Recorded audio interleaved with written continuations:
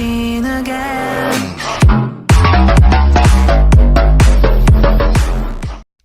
So this is my first interview video, and as you can see, me and Roy are completely stoked.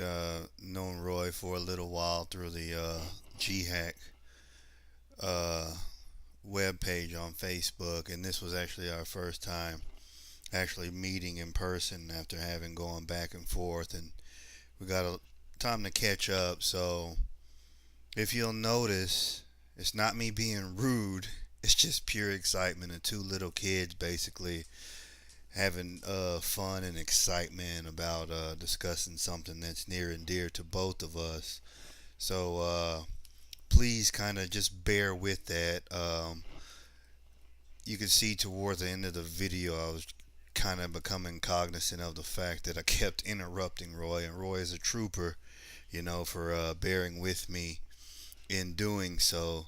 So I really appreciate him for that. We actually joked about that later, but it's been months since I shot this footage, and I've been doing different editing software because YouTube wanted to be Nazis and take away the video editing tool and censor a bunch of people. But nonetheless, I still thought this was great footage, and I didn't want it to go to waste. So I'm going to go ahead and leave you guys and let you enjoy the rest of the video. Once again, go ahead and enjoy this interview. Thanks, Roy, and thanks GHAC, and also thanks to Jeff and Mike for giving me the opportunity to have free run of their facilities while I was in Houston during the visit. Hey guys, it's Steve here with Warrior Planted Tanks, and I'm back at ADG, and we got Roy Williams from GHAC. Greater Houston Aquarium Club. I've been president for going on 5 years. Been involved in the hobby since I think I was 7. I got my first 10 gallons, so I guess that's 37 years. Something like that. Yeah. You got me beat by 2 years. So I started when I was 9. You know, it's just a hobby that I've always been passionate about. And, you know, I remember my old books. I learned to read, you know, all my fish books back in the day. None of them had common names, so it was all Latin. That's where I learned. And dude, that's, yep. You know, your genuses might change playing around Latin a little never bit, changes. but you know, yeah. The fish is still the same. No, I'm really happy to host you, Steve. Thanks, I know man. that Appreciate it. It's a bit far afield, at least, you know, coming back home. Yeah, I mean, it's home. I gotta be honest. Good to be home though, and it's always good to come and see people doing good. Always a pleasure. Well, we're back here in the gallery part, or actually the store part where they have the livestock, and Roy's been gracious enough to agree to take me through here after a hard day's work and entertain me for a few minutes and kind of go in depth on some of the stock they have and the different parameters and what have you. And I think it'll be cool to hear somebody else's voice on camera besides mine all the time. So where do you want to get started? Let's start with these rainbows and clown loaches. All right, so the rainbows here, we've got some zigzags. Zigzags are a delightful species.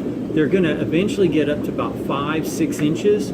So they've got a little bit of growing, but there's reds and it will get almost a slate gray with just ripping reds on them. Gorgeous species. The yellows will come in really solid yellow with a nice red tail.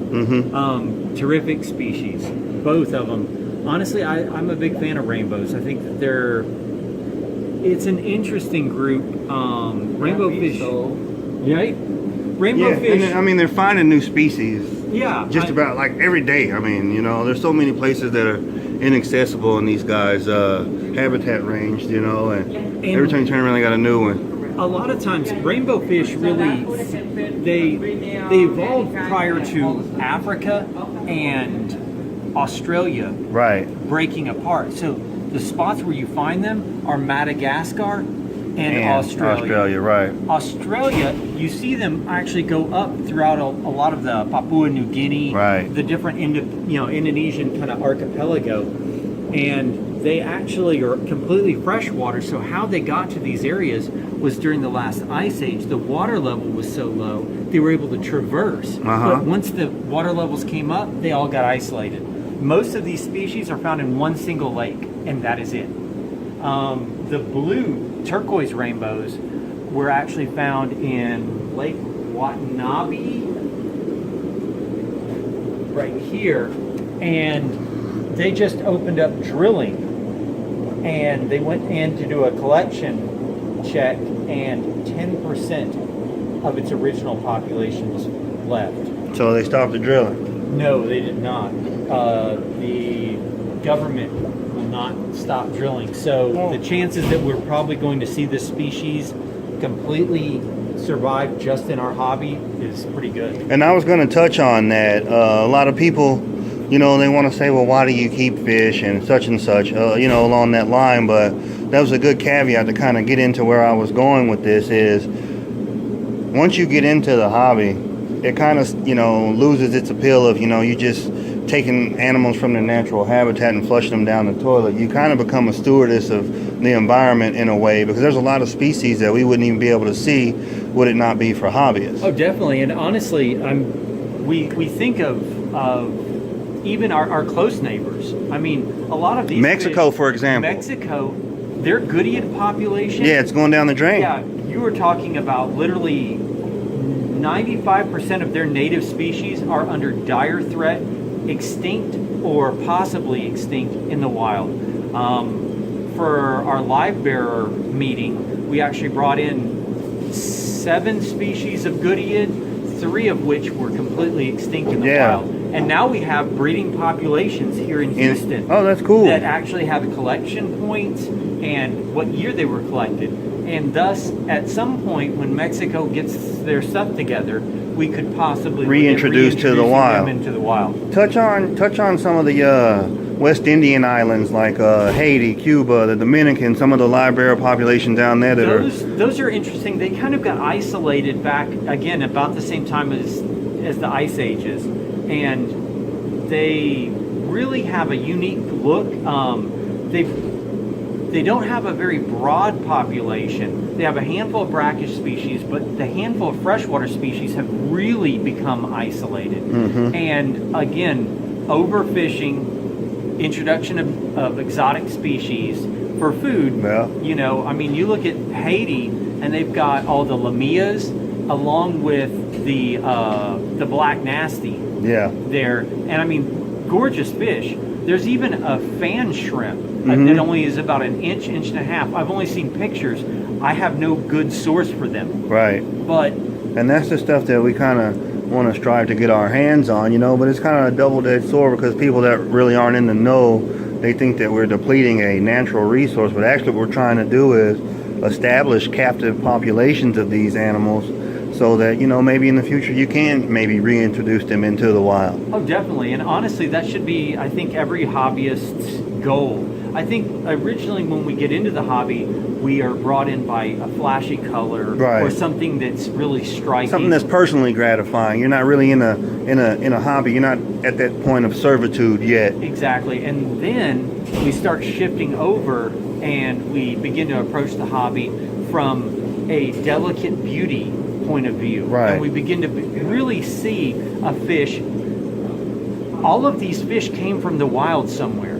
These were not always in this small glass box. Of course not. So taking this fish from India and saying, all right, how can I reproduce what it's naturally found in? What water, you know, does it come from? You know, what does it eat? I've actually seen these on the menu before. Oh, yeah? I mean, you know, just traveling, been in the Navy. Oh, God, yeah. They sell them at Rich 99. Yeah. I mean... You know, flat pack all laid out. You know, you see loaches. I mean, I'm like, you know, the guy's like, come on, man, let's try the local food. And I'm like, man, that stuff's swimming around in my tank at home. No, I mean, gouramis are food. Yeah, all this stuff's food. Somewhere is food. Yeah. You know. Yeah, giant gouramis. That's what they make fish sauce out of. Oh yeah.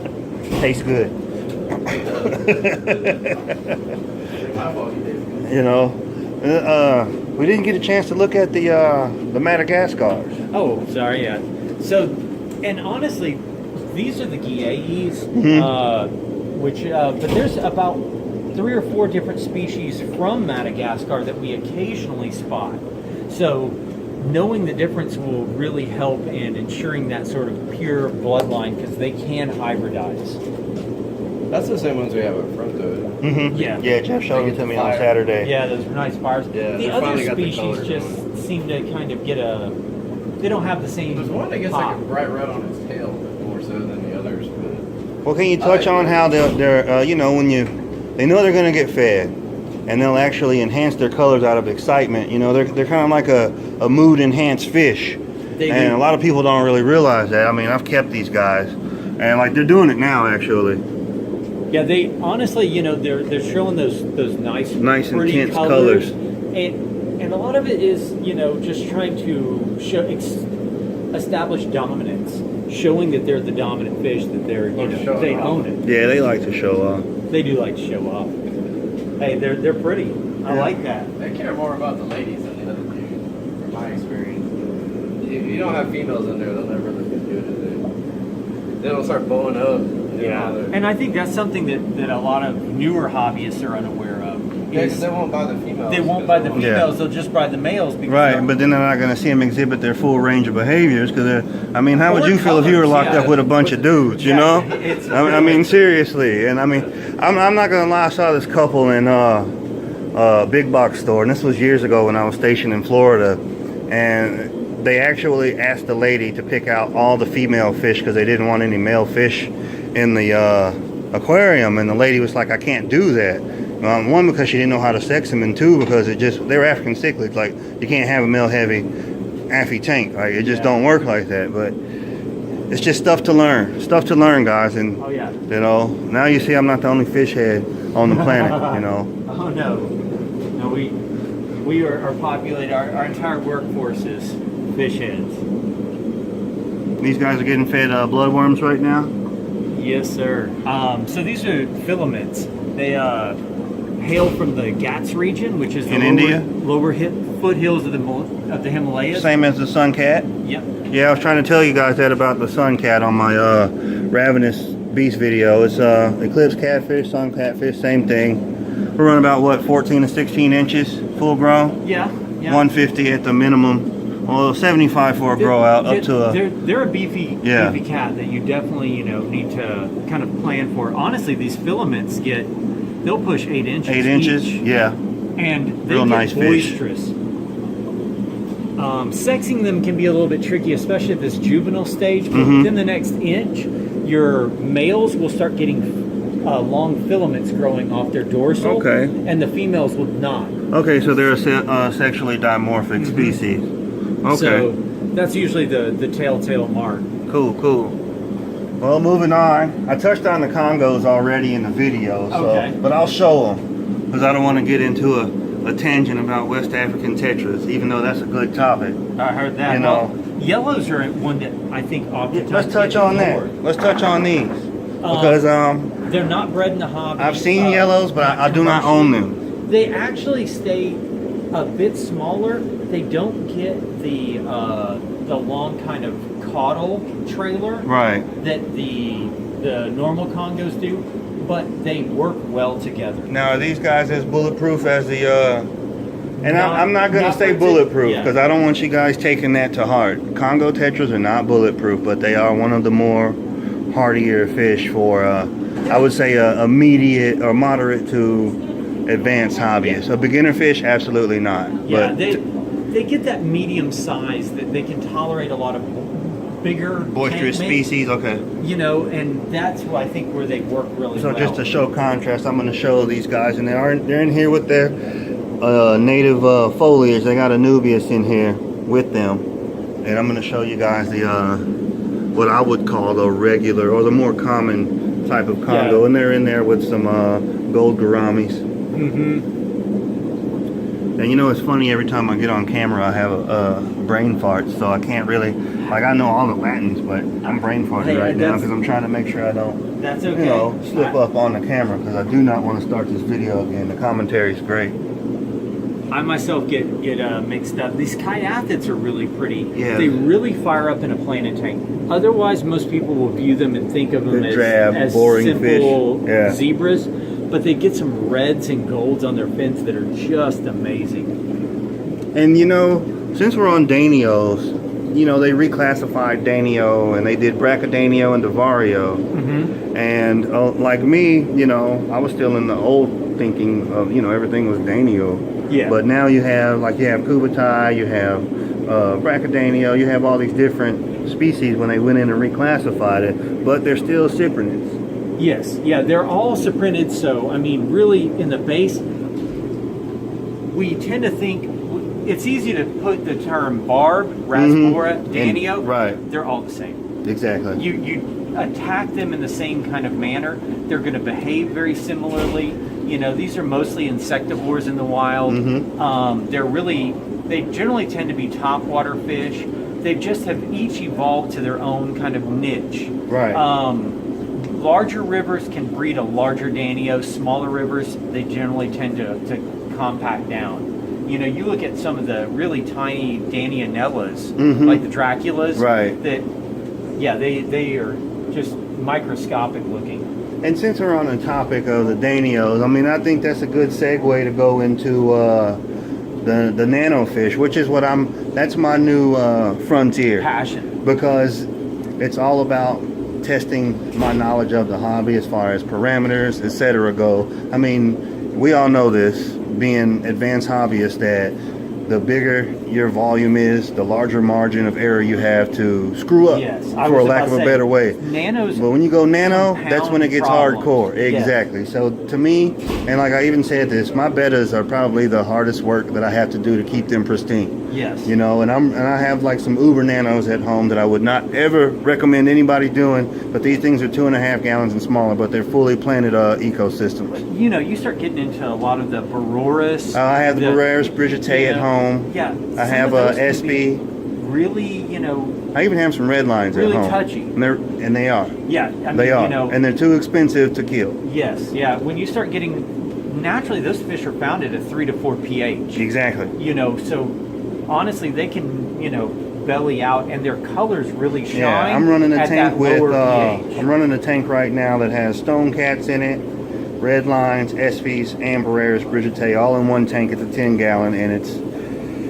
I'm not going to say it's a nightmare. It's rewarding, but it's a lot of work. It is. It is. Honestly, I think one that a lot of people end up overlooking is the glow lights. They see glow light and they're expecting the glow light tetra. You know, the glow light tetras or the glow light Danios. You know, the kind of weird hybrid things. Oh, those glowfish. Yeah, these are actually the shop ray Danios. Okay, these are chop ray. Yeah, this is a Divario species, right? Yes. Well, arguably it's still considered Danio, but you know how they end up breaking that out. Really, we need more genetic testing. Right. I think that's going to be our true telltale. Right now, we're just kind of basically dissecting them and going, all right, fin counts, ray counts, suggest that this is the way. And we're also looking at like evolutionary patterns, where these rivers are located, which one would probably have been the parent species. That was kind of what we were hitting on earlier when me and you were just chatting, talking about, you know, technology moving in a certain direction and the hobby moving with it. So with, you know, genetics being, you know, we're at the forefront of the technology. It's only going to get better. Yeah. You know, the genetics we have now is going to look like a Nintendo versus, you know, a PlayStation 4. I don't play video games, so they got the 4 out now, right? Honestly, exactly. I still play on an Xbox One. So like we could talk about fish all day. Don't ask me about video games or computers. Yeah. But before we leave this aisle, let's give a little backstory on the history of these paradise gouramis right here. Okay, so the paradise fish is arguably, they're part of the anabantoid group. Right, which is an air breather. Air breather. They really kind of evolved in Africa, moving into Southeast Asia. Southeast Asia was where they saw their heyday. Right. But we still have remnants in Africa. Yeah, the stenopoma, the climbing birds, etc. The stenopomas, microcenopomas. Yeah. But they're much more of a bigger, aggressive kind of hunter. These really adapted to that shallow water and low oxygen. Right. Low oxygen, that labyrinth organ that really gives them that kind of name, anabantoid. Basically, they can breathe atmospheric air. So in absolutely oxygen depleted water, they can breathe that survive. Moist, hot, humid air that's ideal to the conditions that they hail from. basically took a trip in the 11th century with Marco Polo in the back in small wooden barrels, and actually were our first ornamental tropical fish that reached Europe. So there you have it, folks. This is the first tropical fish that's documented to be kept in captivity. And you know, Roy asked me about that before we started, and I kind of stopped him. Yeah, he you know, knew that story. already. It's just weird trivia. You know, it's not making me any money, but it's just some of the anecdotal nonsense that I picked up somewhere and never forgot. You know, honestly, I'm full Let's of get on the anecdotal- nano fish. Yeah. See, we get excited and then we lose track. Oh yeah, indeed. So here we got some Bororus brigidae. These are the chili rasboras, mosquito rasbora. There's so many store names, but the real name is Bororus brigidae. There you go. And it was named after his daughter. Yeah, Bridget. You know, it's actually the Bororus is an anagram for rasboras. Yes. Rasbora spelled backwards. Yep. More anecdotal nonsense, but Yeah. whatever. Hey, it's all good. Okay, here what we we've got here? Some lampies, some Norman's lampies. They're an excellent nano fish, especially for an African riverine tank. The problem is size. Right. So make certain that you have appropriately sized. If you're developing that African riverine, you know, going for some lampies, some jelly beans, some Adonis, Microcenopoma, Microcenodontis. I want the jelly bean. You can really deal with it in a 10-gallon and basically have a nano African tank. Neolebius is another one, yeah. Jumps out at me. Now, you guys have jelly beans in stock, but we're going to save those. Oh, sorry. And- I'm jumping ahead. No, it's fine. I just saw them. I was going to ask you. You guys got jelly beans, and I just looked and saw them. But let's get on these candlelights, man. Okay, These so are really sweet. The candlelights actually haven't had a full diagnosis species-wise. Honestly, I wish I could. I want to say it's like a Similacherax or Paralacherax species candlelight. It's a small, tiny species. It looks best under a nice bright light. They do best in a planted tank. Honestly, they're a rarely seen species. And where are these guys hailing from? Peru. Okay. They're a Peruvian. So, gorgeous South American tetra that, Just really nice. yeah, they've got just a gorgeous look.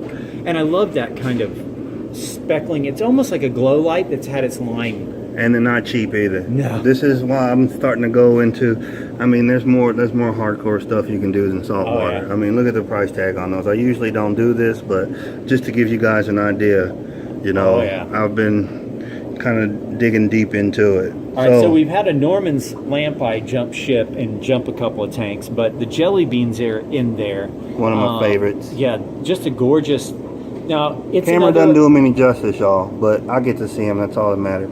another alested tetra, just a gorgeous tetra from Africa. This is an African tetra. I mean, there's only a handful that we know of in the hobby, but I know there's got to be a ton out there undiscovered. There's a handful, and honestly, some of them are really big. I mean, if you look at like a Boulinger's featherfin tetra, Yeah, those get huge. They get huge, and they're found in Lake Tanganyika. That's where they're from. Well, not to mention, you know, the Goliath tigerfish and all the other Yeah. tigerfish. Those are in Those the are all Carrison alested. family. Yeah, they're all tetras too.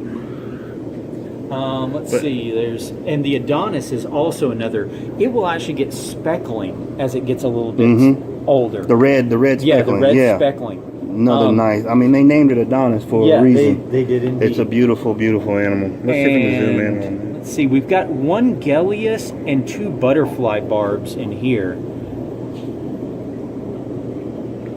And yeah, those came from a tank up front. They've just been kind of hanging out, looking for somebody that knows enough about fish to Give them some love. give them some love. Those Yeah. butterfly barbs are just, they disappeared in the hobby almost 20 years because the fighting in the Democratic Republic of Congo was so yeah. bad that the guerrillas were occupying those regions, and it was just too dangerous to go up there and even collect. Well, we're over here. Might as well talk about some plants. Oh, I bet that we can talk about Let's some spend. plants. We're gonna spend some time. Now, I noticed y'all had on Saturday. I noticed y'all had the Cypress Hell Fairy over here, and I fought an impulse buyback, and I think I did good because I was going to snatch some. I was about to say, honestly, I've never had much luck with it in a low-tech setup. Really? I only see it succeed in a high-tech. The Val, much Yeah, better. And yeah, I mean, Mana is one that I rarely see. This is a rare one. I mean, I have all kinds of Val growing out right now in the grow room. This one, don't really see it a lot. You know, you get the Americanus, all the different variations of it. Then you get the Spiralis, all different variations of it, and the Italian, which is a Spiralis cultivar.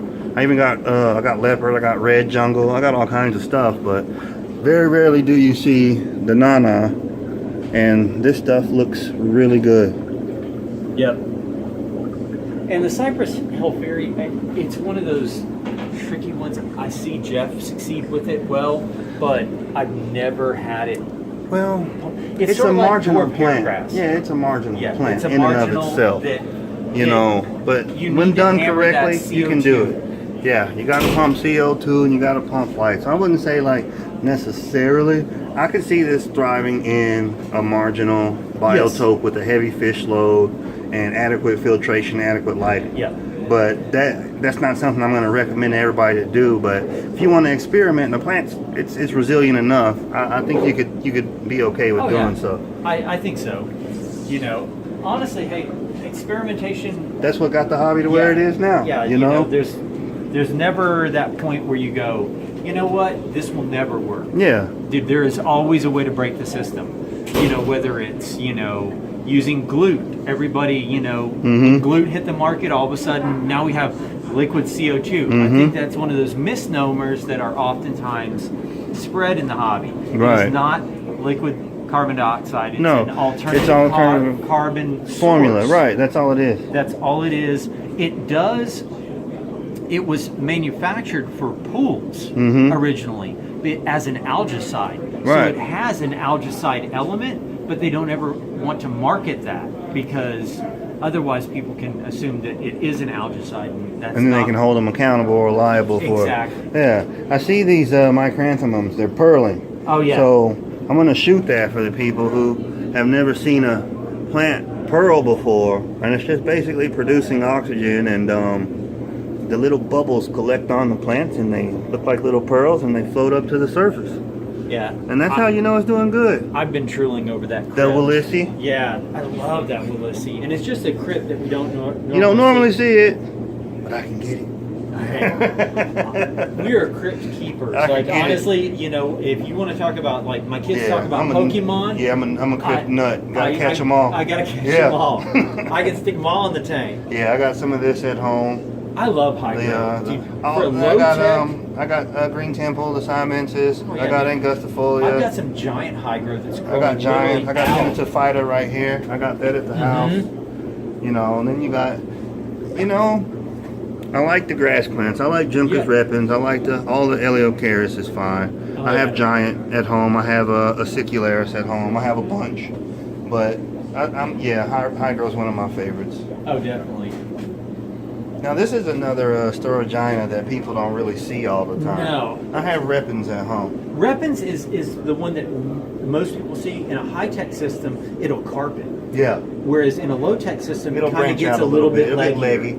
You know, and you know, I asked you about that when I was doing my jungle nano, and I did actually go with the Repens. I went with SR for the foreground, and it is going leggy because I'm running at a real low pH. I got rams in there. Bad. Yeah, I put brilliant rams in there. I think it's a great plant. It looks great because it's softening the rock work that I planted it in. Yeah. I didn't want a carpet. And I told you that I didn't. Yeah. But yeah, so that's why I went with it. It's just a low-growing kind of plant, almost like if cardinal plant would stay where it was supposed to be. Oh God, it doesn't. No. It either hates life and will die, or it will go ripping and roaring. Or you got to trim it once a week. Yeah. And I have some Lobelia cardinalis at home too. If you guys are interested, look, just click the link on the website and I'll ship it to you gladly. I have some beautiful ones growing right now, and they're potted too. Well, how do we pass up the boost? I don't know. You know. So we might as well get into the boost. I'm actually gonna sit down because I think the people deserve to see this plant you know, despite my poor camera skills. So you got red mini right here, which I have this at home too. Yeah, we even have. You guys, Skeleton King here too, bro. Word. Yeah, I do love the Bucephalandras. Yeah, this is my favorite. So it's an aeroid from Java. From Java, yeah. And arguably, it has been in and out of CITES listing. Depending on the locale. Whenever it was first collected, there was only arguably 3 species now. Now there's so many that there's a ton. I lost count. Yeah, I can't keep up. But that's just how it works. And you know, you're getting a lot of the and honestly, growers from Malaysia importing it in. Arguably, we are keeping better track and growing it better in the hobby than ever if we would have left it. Yeah, I finally learned how to pronounce it the proper way. Oh, is it? And this was like, I saw this, I think I saw it on Rachel's channel.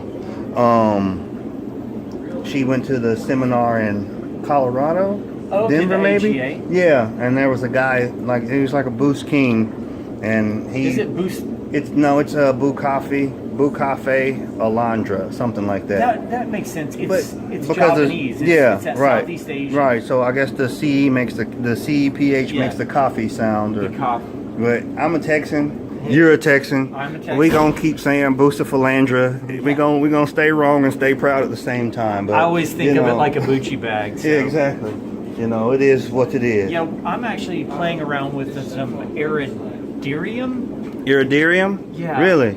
It's another relative of it, another aeroid. Well, the one I'm doing is not Iridarium. It's Areocolon. Okay. Like the blood vomit and all that stuff like that. Okay. That's the next one. That's my next venture into the toilet. This is more of a marginal plant. Yeah. It has long, thin lance-like leaves. Oh, that'll be cool. But it's almost like it's very reminiscent to me of a lot of orchids. And so now I'm gonna Google it. I'm gonna go look at the books when I get home. And me and Sasha got some saber tooth. Really? Yeah. It's a. Well, I'm gonna give you my address. Y'all already have my address because they bought the first T-shirt, by the way. So, you know, you guys out there slacking. I think I got like 10 left. So get a T-shirt. Right. Yeah.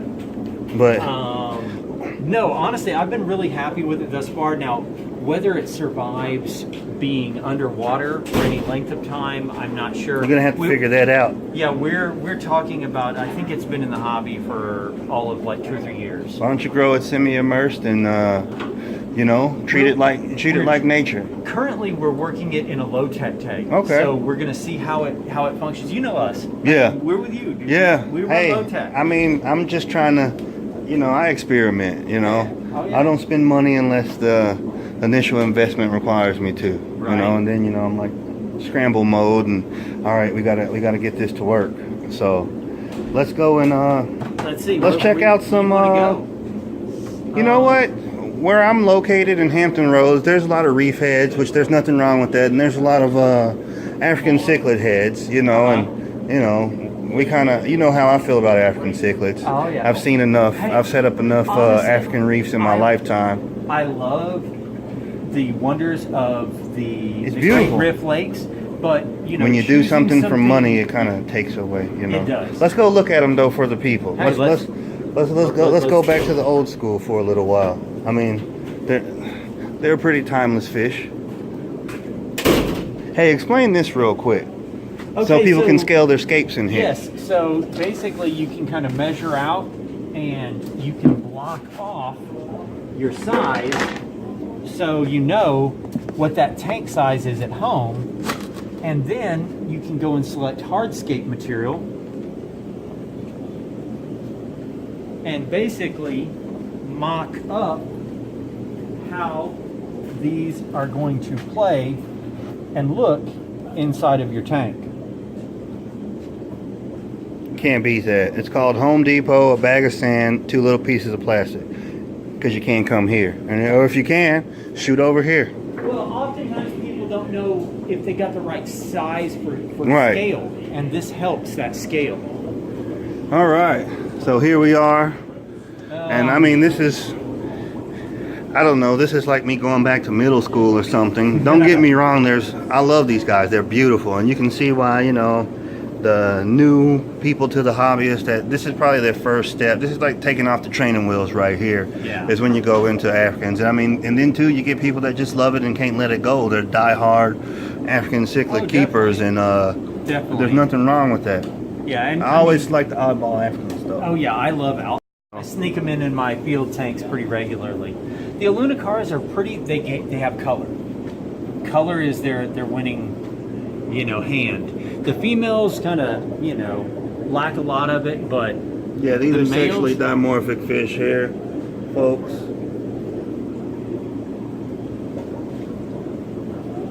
And arguably, I'm interested to see what happens species-wise with them. We have been hammering them apart species-wise, but arguably they are all inbred now. Mm-hmm. So at this point, I'm not certain scientifically we can absolutely with certainty say that these are all different species. Yeah, the trophies look real good. I mean, they are uber camera shy because you're not feeding them.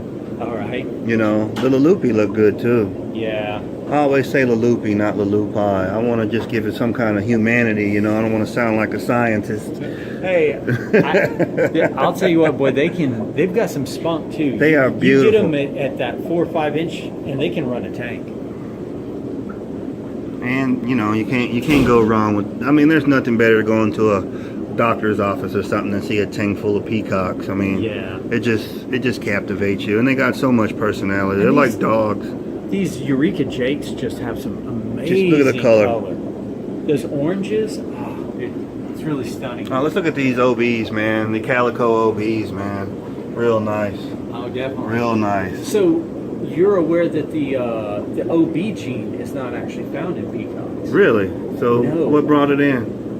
Mabuna. Mabuna. Makes They sense. actually hammered in enough hormones to trigger the two to cross, and that's what brought in the OB gene. That's why oftentimes an OB, when introduced into a rift tank, will actually basically run all the peacocks. It will take that dominant position. It's picked up that kind of aggressiveness Right. from the Mabuna. I mean, these guys are stunning. They do look good. Well, we can't talk about African cichlids without talking about a staple of the hobby, a good old-fashioned yellow lab. I'm sorry, but I love these guys. They have a special place in my heart, and if I'm going to break down and buy some Affies, I'm going to get these first. Oh yeah. So that in the rest of the lake, they're blue. Right. It's only in one tiny cove, which they refer to as Lion's Cove, and it's actually named for the fish That's cool. because they get the Got a yellow yellow lion. color like a lion. Mm-hmm. And I don't see any Demisoni or anything like that. Demisoni over here. Okay, there they go. Yeah, this is another one. Yeah. This one's close to my heart too. They're a lovely fish. Oh yeah. We got them in with some Yeah, caudapunks. the caudapunctus right there. Real nice. And you got the shells in there for them. Mm-hmm. How are they gonna do it though?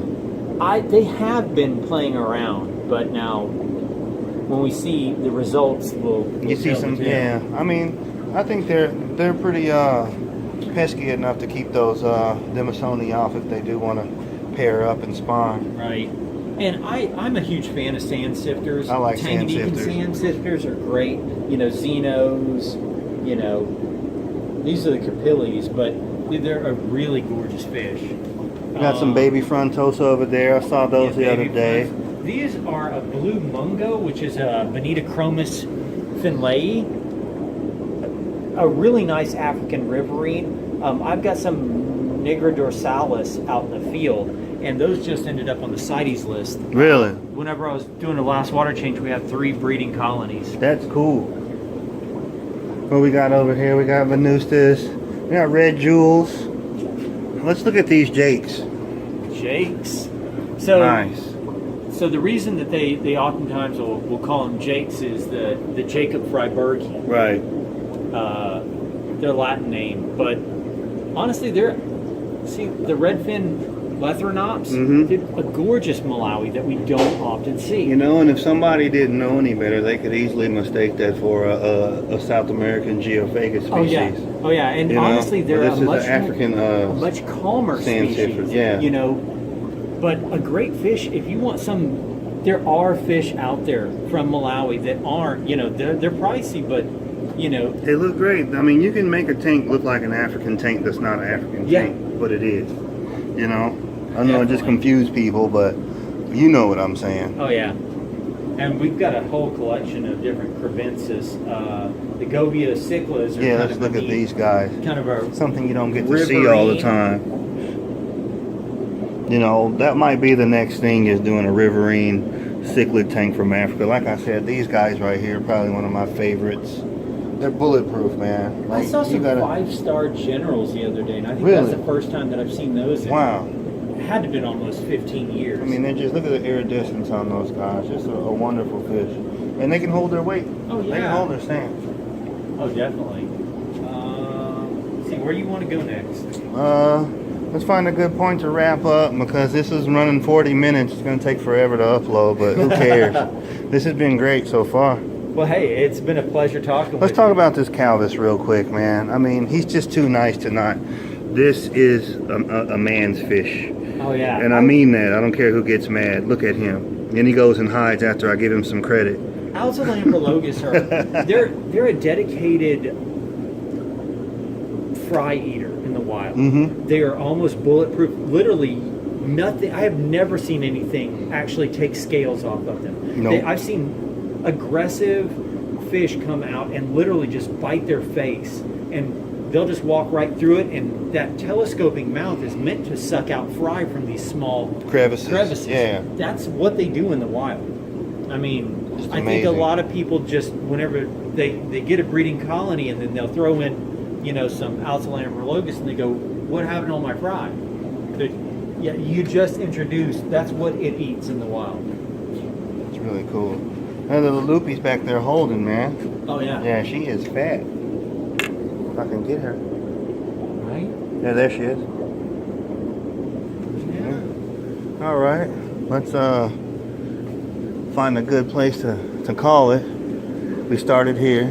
Yep. Might as well finish in front of the. Let's go look at African tank set up completely. And I touched on it the other day when I was here with Jeff. But this one's awesome. I think it merits what you can really do when you go outside of the box. You don't have to get the run-of-the-mill Petco assortment cichlids. But sometimes I ain't gonna lie, man. I'll go to Walmart and they just have assorted African cichlids in there, and they're like $6. So I'll get them home, quarantine them, fix them, and then I got some cool fish. Every once in a while, you can find an oddball mixed in. I mean, that's the good thing about reading books and having knowledge. You know, it'll save you some money every once in a while. Oh, yeah. These black Congos, just Great. gorgeous. You know what I haven't seen is Paratilampia pollini in a long time. Well, I actually have a couple that are approaching almost a foot out in the Really? field. Yeah. One of my favorites, another black spotted cichlid. I mean, you know, it's a food fish. Oh, yeah. In its native land, but they look great in a A tank. gorgeous Madagascar cichlid. Look at these guys. So that's Bonitochromis tricotti. Gorgeous fish, but they just need so much room. And I mean, showing them the depth of this tank, you know, this tank is almost half as deep as it is long. Yeah. They need that room. The feather fins are definitely an open water fish. Cyprichromis are as well. Mhm. Really like that kind of open, free swimming room. Yeah, they look great. And these gobies, dude, they're just one of my favorites. Well, it's been good. It's I'm been gonna go a pleasure, ahead and man. wrap up. Well, hey, thank you for No worries. for meeting with me and Yeah, of course. talking. Hey, you know, always anytime talk that you about guys fish. are down in Houston, hit us up. Yeah, this is home, so I'm not gonna come. You know, at least once a year. And there's Jeff over there working on his baby. So yeah, see, he's not all talk. He gets his elbows dirty too. I want y'all to see this, documented proof. This is what it takes, though. This is what it takes. You know, you have a passion for the hobby. It's something that translates. You want it to look the best you can. Well, I'm gonna go ahead and wrap it up. Well, it's been a pleasure. All right. Well, this is Steve from Warrior Planted Tanks. Thank you guys for watching. Thank you. And this is Roy from Greater Houston Aquarium Club. You know, hit us up on Facebook. Steve's over there you know, I always will twist his arm if I got a question. No worries. All right, thanks, man. All right. Make the ground shake.